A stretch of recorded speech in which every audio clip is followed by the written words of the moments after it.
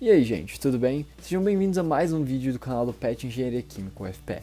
No vídeo de hoje a gente vai estar batendo um papo sobre algarismos significativos.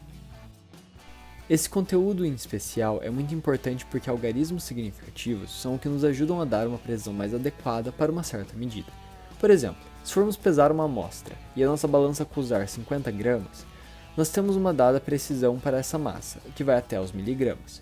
Porém, você acredita mesmo que não existe mais nenhuma picograma ali?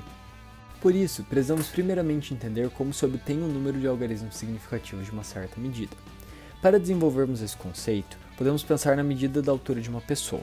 Se sabemos que as pessoas possuem mais de 1 metro e menos de 2 metros, a nossa precisão para estabelecer a sua altura nos dá a oportunidade de dizer que essa pessoa tem 1 metro, alguma coisa. No caso, essa alguma coisa poderia ser o número 7, o número 6 ou ainda o número 8. Esse primeiro número depois da vírgula não nos é fornecido com precisão alguma, meramente conhecendo que a pessoa tem mais de 1 metro e menos de 2. Por isso, ele se torna nosso algarismo duvidoso. O algarismo duvidoso sempre será apenas 1. No caso, eu poderia te dizer que a pessoa tem 1,7632 metros. Só que eu não tenho nem precisão suficiente para te afirmar que ela tem 1,7 metro. Quem dirá te dizer algo que vem depois do 7? Assim, temos que a união do algarismo dos quais eu tenho certeza com o nosso primeiro e único algarismo duvidoso nos dará o nosso número total de algarismos significativos. Sempre lembrando que a gente começa a contar o primeiro algarismo significativo a partir do nosso primeiro algarismo não nulo.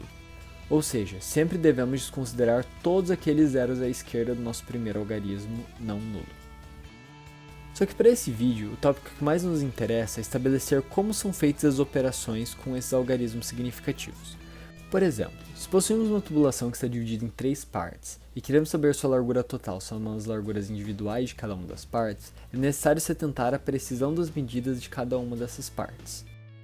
Possui, por exemplo, 3 instrumentos diferentes, com 3 precisões diferentes e obter as seguintes medidas: 2,35 metro, 1,7 metro e 0,251 metro, devemos tomar ainda mais cuidado.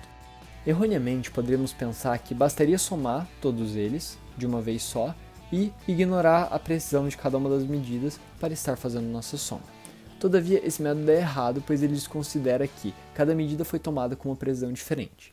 Nesse caso, devemos nos orientar para fazer a soma pelo menos preciso dos nossos números, ou seja, aquele que nos fornece o menor número de casas depois da vírgula.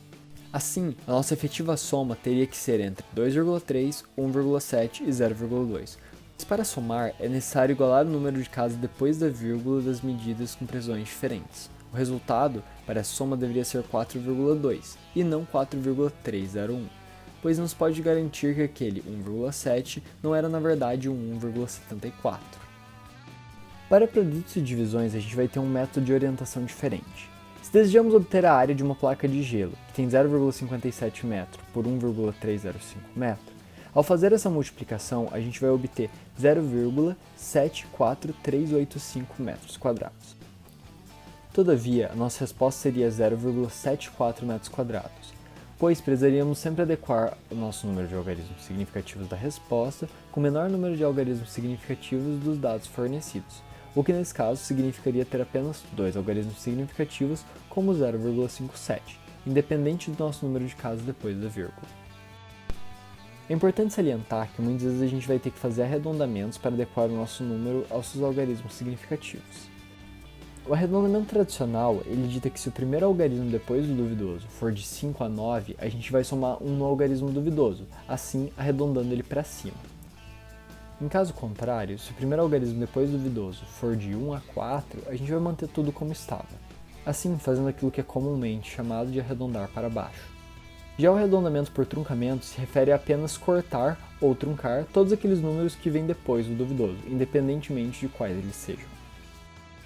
Só para finalizar, vale acrescentar que mudar a unidade nunca vai aumentar nem diminuir o nosso número de algarismos significativos. Se o meu reator industrial pesa 1,5 tonelada, eu não tenho exatamente 1.500 kg ou 1.500.000 gramas. Para representar essas medidas em outras unidades e manter o mesmo número de algarismos significativos, o que a gente vai utilizar é a notação científica. Assim, 1.500 kg vão se tornar 1,5 vezes 10 ao cubo quilos. Da mesma forma que 1.500.000 gramas vão se tornar 1,5 vezes 10 a sexta gramas. Pessoal, por hoje é só. Eu espero que vocês tenham gostado desse vídeo e que ele possa estar ajudando vocês nesse caminho difícil que é a graduação. Deixe seu gostei aí embaixo para ajudar a fortalecer o canal e compartilhe esse vídeo com seus amigos e amigas que também estão passando por esses probleminhas na hora de achar o número de algarismos significativos.